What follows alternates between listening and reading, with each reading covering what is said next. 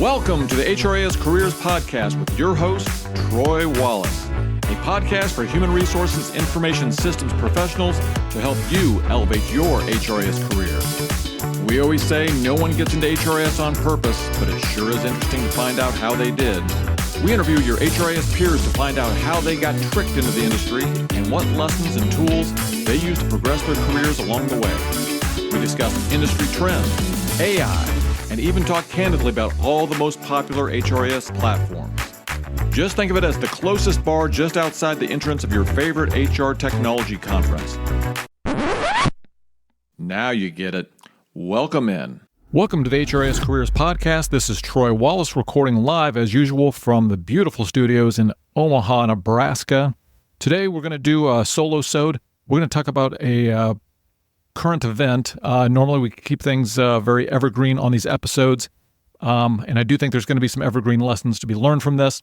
But over the 4th of July holiday, or actually on July 3rd, UKG, the Ultimate Kronos Group, laid off nearly 14% of their workforce. They announced that on July 3rd. The reports show that it impacted over 2,000 of their employees. And obviously, anytime there are layoffs, overall, first blush, that never is a good thing. Obviously, your hearts go out to the employees of the company that were impacted. So I want to dig into the good, the bad, the ugly.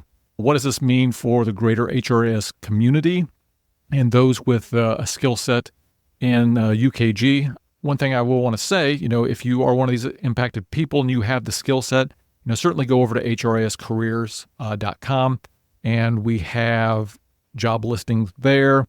If you'd like, you can sign up for the job alerts, so it comes right to your email inbox.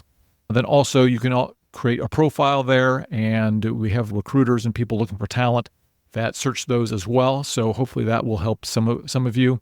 If anybody wants to reach out to me directly, I'm happy to give anyone a quick primer and some of the best job sites to find work. I've got some little private tips that I use in landing gigs with some of the top consulting companies in the United States. And I will tell you, everybody's looking for these UKG skill sets. The work is out there.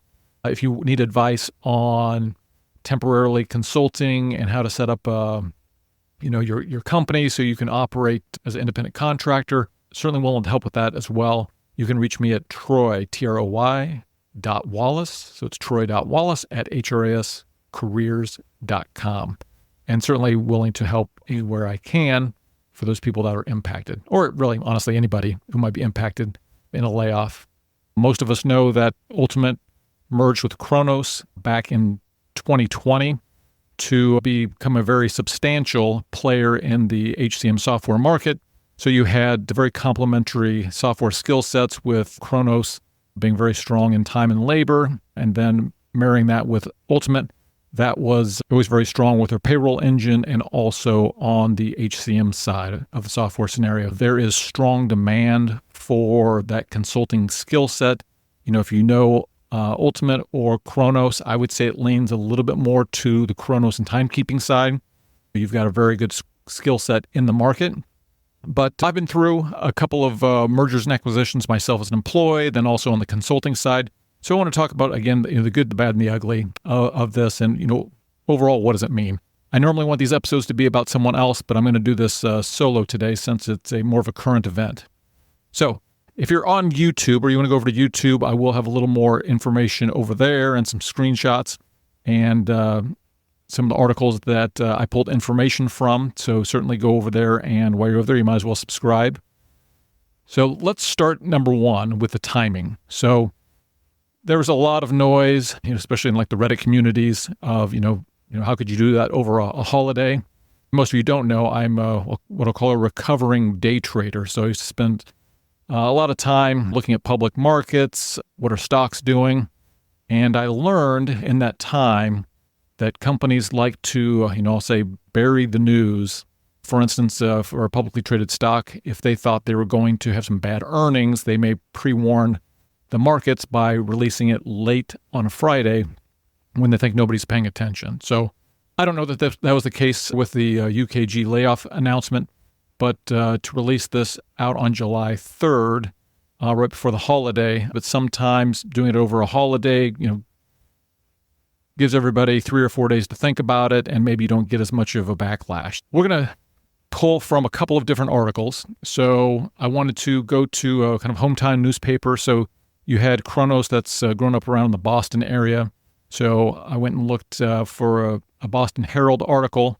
And then I also used an article from the Sun Sentinel and also the PBS affiliate down in Florida, where Ultimate has always been headquartered, to get their perspectives. So you definitely had two ends of the spectrum. So I did pull some information from a Josh Bersin article. He came out very quickly, I believe on Monday or Tuesday after the holiday, with his take. And I'm not going to say he was complimentary, but in his article that I will link in the show notes, he definitely just said it was understandable, right? You're reallocating resources to new important priorities, and sometimes that means consolidating some operations. So you go there all the way to the Reddit comments on the layoff. And again, I'll link all this in the show notes, which were obviously not as complimentary. So this company is private equity backed, and, just saying, that is the playbook of a private equity company, right? They want to, merge two companies together, get those cost savings and return that cost savings to their coffers, if you want to look at it that way. And ultimately, it is the job of somebody who is investing other people's money is to make more money. So, we get that. So just get out of the way. I'm going to go ahead and read out, I took parts of the story from, again, those resources that I cited earlier. And so we'll just read from there. So it's the head of Massachusetts-based software company UKG, Chris Todd, recently announced a 14% reduction in their workforce. This amounts to approximately 2,200 employees out of the estimated 15,000 employees worldwide. The announcement was made via an email sent on July 3rd, just a day before the 4th of July, after speculation circulated among the staff. So I'm going to stop there. I don't really consider Reddit, since it's all anonymous, to be a credible source, but I will just give you some of the gossip that was going on there. And the gossip was that there was some sort of FedEx email that went out to people to return their computers. You are a stupid, stupid man! And you've got a lot of people wondering, why are they getting requests from the home office to return their computers? If that has any merit to it, that maybe pushed the hand of UKG to announce this at a more inopportune time going into the holiday, just to get all that uncertainty out of the air. I don't have a quality source for that, but that is the rumor of what might have forced their hand to make this announcement right before the 4th of July. So continuing on, in his email, Todd emphasized that the layoffs were part of a strategic move to focus on critical growth areas and provide the company with the flexibility to invest in new and important areas. He expressed that a top priority during this transition is to treat departing employees with care, dignity, and respect, and to provide support to their transitions as smooth as possible. These changes mean that we have made the difficult decision to say goodbye to 14% of our colleagues. UKG, known for providing human resources, payroll, and workforce management software to businesses, schools, and government agencies, has been a prominent player in the tech industry since the merger in 2020. The company has two headquarters, one in Massachusetts and another in South Florida. Despite the significant layoffs, Todd assured the company would continue to offer severance pay, prorated bonuses, job search support, continued health benefits, and access to their employee assistance program. Pretty boilerplate, but based on what Chris Todd said, that, the support's more of the Josh Bersin take, that they're just reallocating resources. I'll give you a little bit from his article. So industry expert Josh Bersin remarked on the layoffs, suggesting that such organizational changes are not uncommon in the tech sector, which I would agree with. The reduction in force is a growth move that makes sense, allowing UKG to refocus its resources on critical areas and innovate more effectively, Bersin commented.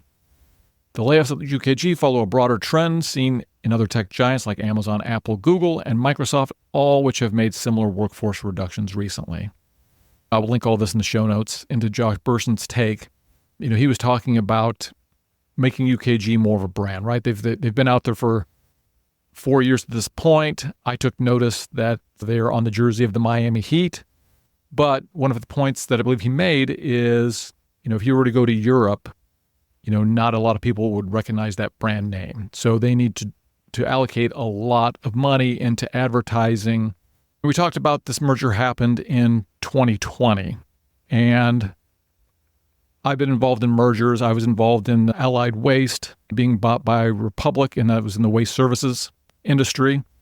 Number one, in most cases, if you are working for two companies that are being merged and you have a mid-level or higher level job, there is most likely going to be some sort of retention bonus. I've had that happen to me twice, and I will have to say, getting a nice retention bonus for what it seems like nothing, just staying there for a certain period of time, seems like a pretty good deal.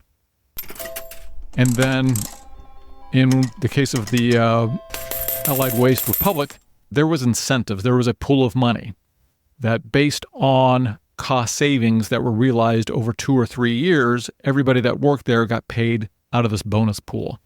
So there's a lot of people that are incented to save money, make these goals. So again, I don't have the details of what happened here with the UKG merger, but happens in 2020. 4 years pass. First, you have the retention bonuses. Then they expire. Everything gets stabilized. Well, now they're looking for cost savings. I think there were some smaller layoffs, but nothing that made a lot of noise or news. And it's just not unusual that there might be larger cost-saving efforts, and I'll call this one. The reason people merge is obviously in this case they had very complementary products, but then there are what you hope are back office. You don't need 2 vice presidents of human resources typically, or you don't need 2 directors of sales typically. There's a lot of that kind of middle tier layer that can be removed, which translates into quite a bit of cost savings for the combined company. So now I did find another article. Obviously more and more articles are being published as time goes on. Now we're about 3 or 4 days after the announcement. And there was an article on techtarget.com. Again, I'll have all these sources linked in the show notes. And their take was that a lot of these layoffs were going to be in the U.S., and they had noted that there's still an awful lot of openings on the UKG career site for positions in India. In this article, his name is Holger Mueller, which is an analyst with Constellation Research, said other HR vendors were quicker to tap into the talent pool in India compared with UKG. Ultimate Software stayed in high-cost regions for too long, and Kronos only recently started utilizing Indian resources, he said. Having local U.S.-based resources is no longer a differentiator in the HCM industry. I personally would take exception to that, Holger said.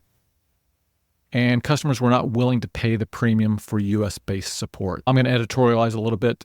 I think that is the reality. Is it the right thing to do? That I'm not sure about. I sit in calls all the time with, non-U.S. support resources. I'm biased. I am U.S.-based. I do believe that a U.S.-based support person can do a better job than somebody who's not here. But again, that's me editorializing on that. But I get it. If all of your competitors are doing that and that's enabling them to lower their prices, then at some point you're going to have to match that. Okay, well, let's hit a couple other notes. So, number one, I did go over LinkedIn. There's a lot of similar posts, primarily, thinking UKG for the opportunity and people praising their coworkers and wishing them the best, even though, they are being laid off. If you believe the Redditors, they're saying that a lot of these people are going to be contractually required to not say anything derogatory about the company, which I totally understand. So you're not seeing too much publicly about employees. So, I did look at a particular post of an employee who had been separated, and those were kind of her sentiments. I will not call her out specifically on the podcast. I did actually contact her to see if she'd be willing to talk, and then I realized that it's probably not contractually allowed for her to do that. So, we may not get a lot of direct information for even a year, 2 years until those NDAs expire. So let's hit on a couple other issues. If you did not listen to our episode with Lou Salage, So he is someone who's been embedded in the ultimate world for a long time and has started his own consulting company probably 10 years ago, but over the last 3 years, it has grown dramatically. So his company was called ATS Consulting, which is a little confusing because it's not an applicant tracking system. It was actually named after his wife. But if you go back and listen to his episode on the HRIS Careers podcast, he's very complimentary of UKG as an organization. And also his consulting firm is growing. As a matter of fact, they just announced that they were merging with HRMS Solutions to create an even larger consulting company supporting UKG products. Based on what I've seen, the cutbacks were wide-ranging, affecting a lot of departments within UKG. I think for the most part, most of these people are probably pretty skilled. Obviously, don't know if one of the efforts here is to reduce the U.S. footprint. My hope is that those people in the U.S., have learned enough about supporting Ultimate and the Kronos side that they're able to go into the consulting world or find good jobs with other organizations that use the UKG platform. My belief is that if you have a solid UKG skill set, especially on the Kronos side, you're pretty valuable in the market. So, we keep on the HRIS Careers job posting board, we keep an eye on what's going on. There's high demand. The hourly rates are good. I know if you really know the product, I personally think that you're going to be okay. There's going to be a lot of landing spots. I get that, any sort of change or unwelcome change is not a great situation. So one of the other things that Josh Bershon talked about was the amount of cash that UKG is spinning off. Really a cash cow. I think he was talking about 30 to 40% margins. If that's the case, that is a very profitable company. So, I don't think that UKG is going away. I would tend to believe that, part of this could be natural cost savings after digesting a merger like they have. I know that I listened to the payroll podcast, and I'll link that in the notes as well. And they had an episode where they talked about a reasonable size acquisition they did of a payroll processor in Europe. And I suspect that they need cash to do that and continue to expand. I believe that they're going to be one of 3 to 5 HRS vendors that are going to thrive in the next 5, 10, 15, 20 years. And it's kind of a land grab at this point, right? All of these companies are building out to be a one-stop shop. And once they get that built out in the software, then it's, who's the best brand, who can do it for the least amount of money. So it's kind of a protective measure to create some cost savings where you can and reallocate those to, as they say, other priorities. So the one thing I will add, certainly investing in advertising and brand recognition and doing strategic additional acquisitions all makes sense. And I will hope that that's what they're using the additional cost savings for. I do think that stinks if they are trying to reduce their U.S. footprint because they think they can provide the same product, especially for U.S.-based companies, which I suspect, a large majority of their clients still are U.S.-based.